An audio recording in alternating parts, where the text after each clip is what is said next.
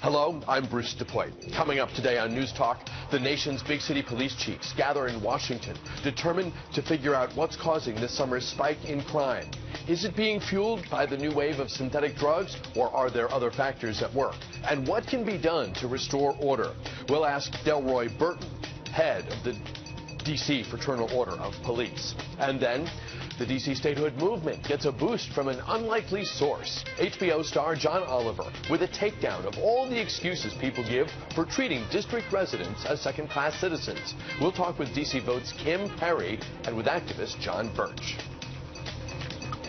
From News Channel 8, this is News Talk with Bruce DePoit. Terrific to have you with us today. Thanks for making us part of your day. DC's top cop, Kathy Lanier, and her Chicago counterpart, Gary McCarthy, convened a meeting of the nation's big city chiefs this week here in Washington, trying to get a handle on the violence that's cropped up seemingly all over this summer. Easy answers to the sudden spike in crime are proving elusive, while some speculate that synthetic drugs are at least in part to blame. The evidence for that connection seems thin. Delroy Burton is head of the DC Fraternal Order of Police and joins us now. It's great to have you back. Thank you for having me back. Thanks for your time today. What are you and your members seeing day to day as they patrol the streets of the nation's capital? How does this summer compare? How does this moment compare with 3 months, 6 months ago? Well, in terms of homicides, the numbers are up approximately 20%. But one of the things that I think is disheartening for us and for our members is that overall crime, robberies with guns, property crime, theft from autos, stolen autos, those trends were going up even when the district was at its lowest level of homicides. The chief and Mayor Gray focused their comments on the low homicide numbers while ignoring the trending violent crime that was going up. And by the way, that was contrary to what was going on in the rest of the nation in 2011, 2010, and 2012. While homicide numbers were down nationwide, the corresponding crime was also going down nationwide. In the district, homicide numbers were down, but all the other crimes were going up. So the trend continued. What's changed is that now our homicides are matching the other trends that we've been seeing going back to 2010. Do you have theories as to why this is so? Well, there are a couple of things. First, let's talk about numbers. The Metropolitan Police Department is supposed to be staffed at 4,000 police officers. Right now, based on a report that was done by Fox 5 last week, the department reported an online strength of 3,869 police officers. That's 131 below where we're supposed to be. If you back out the 150 of those officers that are at the police academy training, that takes us down to 3,719. Remember, Lanier said, once we get below 3,800, we're in trouble. Operationally, we're below 3,800. Then you back out another category of police officers that are on limited duty, not available to work, non-contact duty, not allowed to see the public, administrative leave, military leave. You put extended sick leave. You factor all of those things in, and what you end up with, we believe, is somewhere around 3,650 officers available to provide service.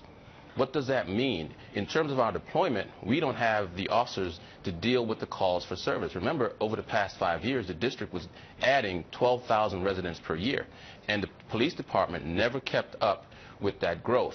In addition to that, in 2010, Mayor Fenty and the same police chief shut down hiring for approximately 12 months. You can't do that when we at the union have been sounding the alarm that we had an impending retirement bubble of the 1,500 police officers they hired between 1990 and 1989. So you stopped hiring for a year, then you can't keep up with the attrition. So now, since January 1 of 2014, the last 19 months or so, 542 police officers have left the Metropolitan Police Department. We can only safely hire 300 per year. The most astounding number of that 542 are resignations. 192 people just resigned from the MPD. So the people who are eligible to retire, they've earned their retirement, they can leave. But in my experience, and I've been here almost 22 years now, most people get to retirement eligibility and they stay. The conditions inside the police department are so toxic right now that we are losing our youngest and brightest officers. The fastest group that's leaving is between 2 and 10 years that are not eligible to retire. And then the people that are eligible to retire are leaving instead of staying an additional 2-3 years, as has been the practice in the past. So by a toxic work environment, I take it you're not referring to the challenges of policing in the city that is currently seeing an uptick in crime? It sounds to me like you're referring to other factors. I'm not talking about what happens to police officers on the street and the community's opinions about police officers. The reality is that being on the street, patrolling, dealing with citizens is the easiest part of police work. If you talk to any police officer, the most difficult part is dealing with the internal departmental problems. And this is not just as to union members. 75% of the command staff is eligible to retire also. And they are being ground down by the policies that have been established with this administration. I like the chief. She's very personable. I just disagree with her policies. And those policies, in terms of discipline, extremely heavy-handed. In terms of scheduling disruptions, nobody comes to policing thinking they're going to be off Fridays and Saturdays, Saturday and Sunday, and work 9 through 5. Sure. We understand that.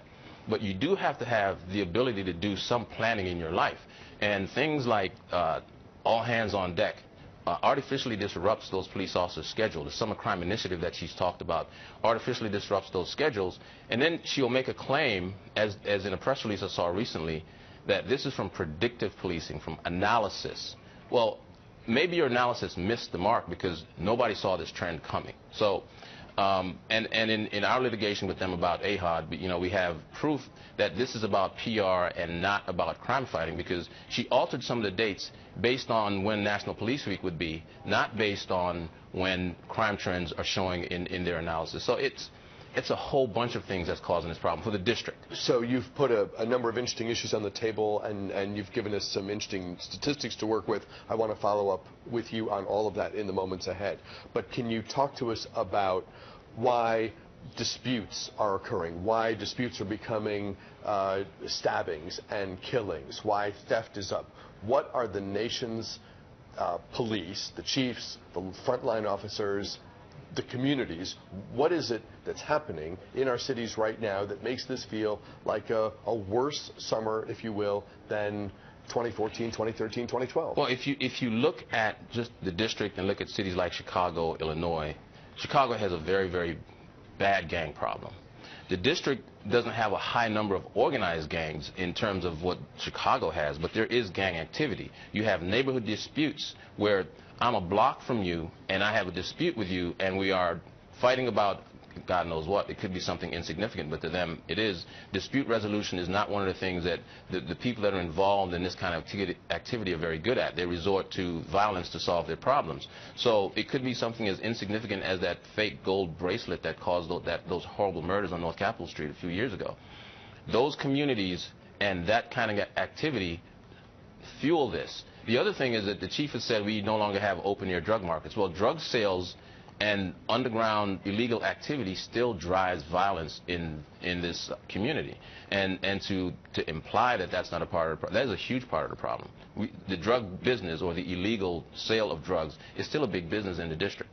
So that also drives the problem. The inability to resolve their problems without resorting to violence, gang disputes, territorial disputes, block disputes, all of these things are driving it, plus a high level of domestic violence.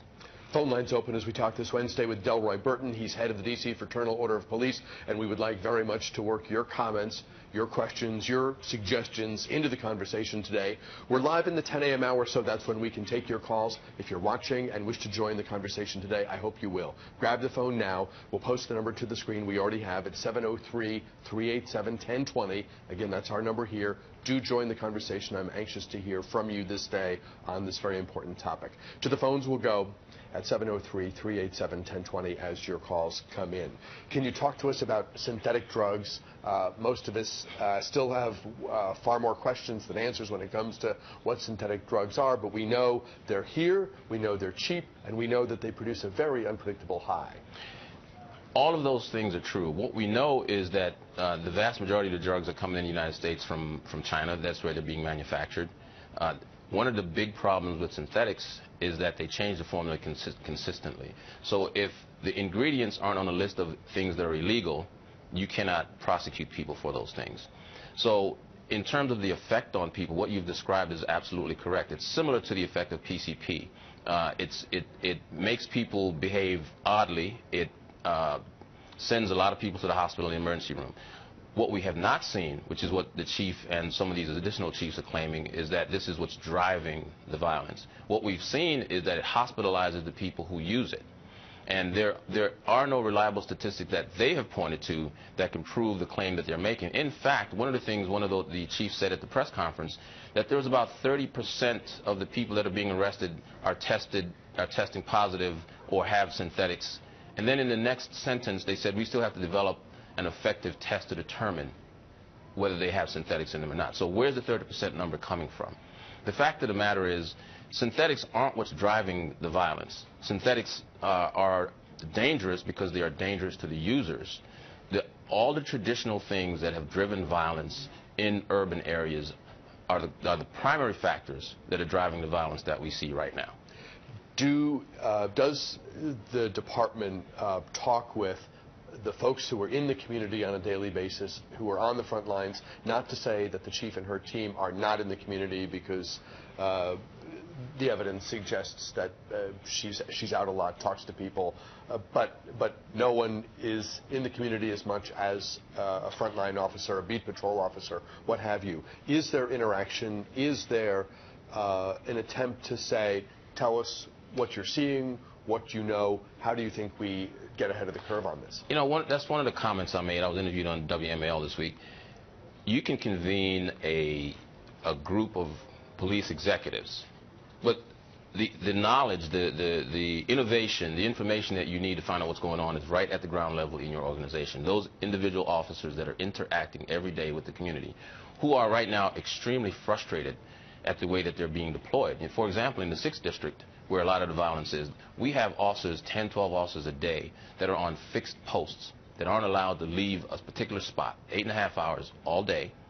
If an emergency happens around the corner and they're flagged down by a citizen to address that emergency, they can't leave that fixed post without the authorization of a sergeant or the watch commander. That is an inefficient way to deploy our personnel. We are already short-staffed, and to take a police officer and put them on a post and say you cannot leave, while at the same time blaming synthetic drugs for the violence, and then we can't respond fast enough because we have handicapped ourselves by placing that person in the spot they cannot leave. It's a misuse of our very limited resources. Talking with Delroy Burton, head of the DC Fraternal Order of Police. A quick break here. Back with more right after this.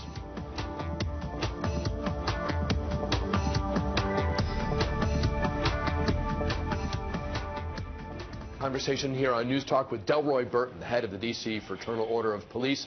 To the phones we go with open lines, by the way, at 703-387-1020. Let's begin on line 1. Let's begin with Phyllis in Capitol Heights. You're on the air. Go right ahead, please.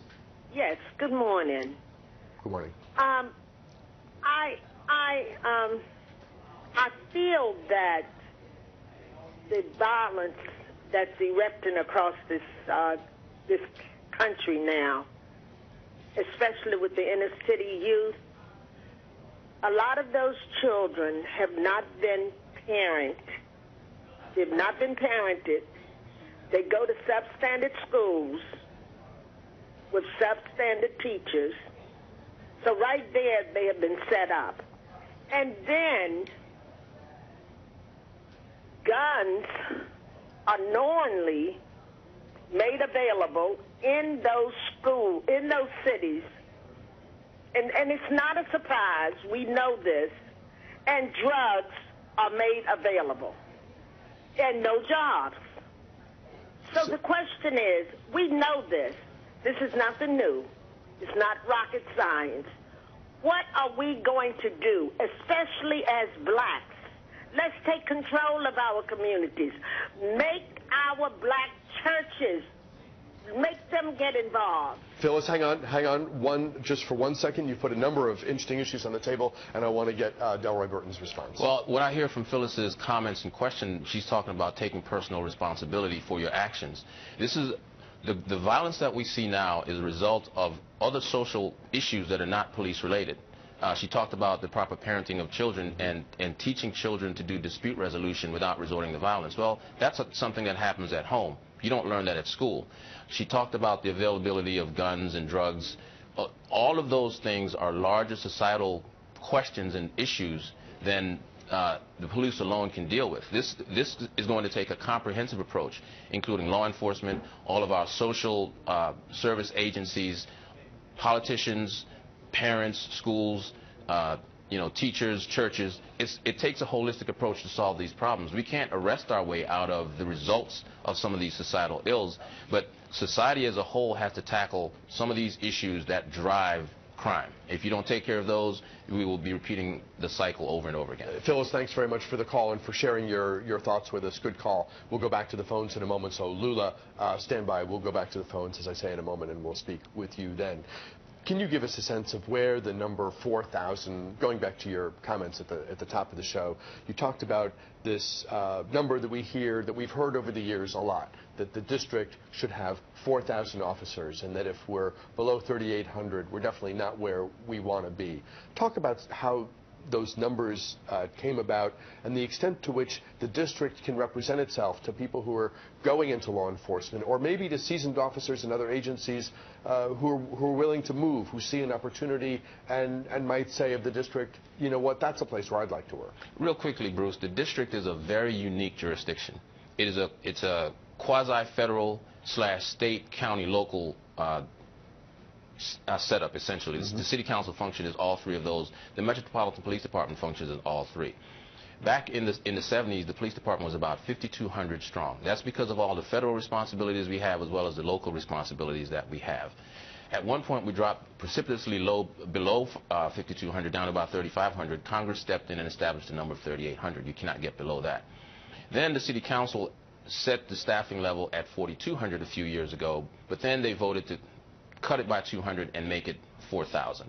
At that time, Councilmember Catania suggested that the city council enact legislation to study exactly what the size of the agency should be.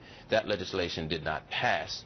But given the growth and that we have 650 live-in residents now and approximately 1.5 million people in the city on any given day. There was a time when we were below 500,000. Now we're well above 6. Well above. So when you put the federal responsibilities along with the state responsibilities, local and municipal, that is where those numbers come from. But there has not been a comprehensive study to determine exactly what the strength should be. Back to the phones, line 2 this time. Lula in Waldorf, thanks for your patience. Go right ahead, please, with your thoughts. Lula, are you there? Yes, I am. Hi, you're on the air, and we would love to hear from you. Go ahead, please. Well, my idea is that back in the 60s, we had police officers walking the beat by 2, and the crime rates were way down. When they pulled the police officers off the street, crime escalated from that point. And right now, it's just horrible. I believe that if they put police officers back out there walking the beat in every community like they had, it would curb some of the crime. If not, then it's time to call out the National Guard, because too many parents have lost too many children, and it's just sad. And something has to be done to stop the violence. Lula, thank you very much. Lula makes some great points. But I think she misstates history, though. Yes, in the 60s, you had officers on foot beats. Right now, we have officers on foot beats, segways, mountain bikes, and a whole variety of other types of deployment. The fact of the matter is the level of violence in the society has changed. It changed throughout the 60s, 70s, and 80s with the introduction of crack cocaine into the inner city. All over the country, violence skyrocketed. And so you have generations that have grown up with that level of violence. That level of violence is unprecedented. I mean, I'll give you an example. The 7th District, where I was working as a sergeant, is about 7.7 square miles. At one point, they averaged 50 homicides a year for 10 years. That's an unprecedented level of violence, where other cities comparable to our size don't have that kind of violence citywide, much less one patrol district. So I appreciate her points, but it still goes back to we have to educate and raise children to deal with disputes in a different way. They can't be resolved with a gun, and they should not be resolved with fists. But if you have to fight, we go back to the 60s, people fought with fists. Right. Now if you have a disagreement, people pull out guns. You mentioned earlier that officers will sometimes be stationed at a fixed post, and even if a citizen comes and says there's something happening very close by, that officer doesn't have the freedom, the flexibility to go to the issue that the citizen brings to them. Without getting into too much detail, I'm sure that's a head scratcher for some of the people listening. Can you give an example of that? So if you drive up and down Minnesota Avenue Southeast, once you get past Benning Road, you will see a police car every block for 3 to 4 blocks, okay? Each one of those locations is a location where a violent crime happened. The solution and the deployment strategy that the commander in that district has employed is to make a permanent post with those officers sitting there. They don't have the authority to respond when a citizen comes up and brings an issue to their attention. They must get on the radio and get permission from the watch commander, who's usually a lieutenant or above, to leave that location and go assist that citizen. If the officer leaves that location on his own or her own, they will be subject to discipline. So those officers are extremely frustrated with that type of deployment because it's an inefficient use of police service. We've got other callers. I want to get to as many as possible because this is such an important topic and conversation. Line 3, hello, Paul. Thanks for calling in today. Go right ahead. Paul, are you there? Yes, I'm here. You're on the air. Okay, well, I want to say, what happened to the vocational schools for barber, electricity, plumbing? They took all those away from D.C. For every 10 guys out can walk past in D.C., especially Southeast, at least 6 of them had major felony charges, and then you wonder how they back on the street when police can the court system can lock a person up for 1 charge, and it could be a misdemeanor. But you got, like I say, every 10 guys I walk past, at least 6 to 8 of them have felony charges. Thank you, Paul. Thanks for watching. Straight to line 4, and Robert, your thoughts as we begin to wrap up. Go ahead, please, sir. All right. Good morning. Thanks for taking the call. Yes, sir. What we need to do is change some attitudes of our young people. Our young girls, too many teenage pregnancies, and our kids grow up without the proper guidance. Bring in tennis, golf, volleyball, softball for these young girls. Bring some jobs in for our young girls and boys. Bring some industries in. We don't need a new soccer stadium. We need to bring in some industries so kids from high school, junior colleges can get some jobs. Thank you. Robert and Paul, thank you both. Final thoughts as we wrap up with response to the callers? They make some great points. In terms of the vocational training, education, regardless of whether it's formal education or 4-year college, barber school, like the caller referenced, all of those things are a gateway out of poverty. In terms of what he talked about with the young girls and bringing in more resources, again, even if you have those resources and the parents aren't teaching the children, they don't have that good parental input, the outcome is not always going to be positive. And I think the theme that they were trying to say is if you put the resources in at the front, you won't have to put so many resources in at the back. And that's true. The evidence suggests that if you take care of those problems and avoid getting people into the system in the first place and you get them good training and education, the outcomes are much better. Delroy Burton is head of the D.C. Fraternal Order of Police. Really important topics. Thanks very much for your time this time. We'll be talking with you again, I'm sure. Thank you very much. It's a pleasure. Always great having you here. Dave Lucas is standing by. He's got the hour's top story straight ahead. We'll check the forecast for you as well. And then a comedian's surprising, compelling case for Stay To It.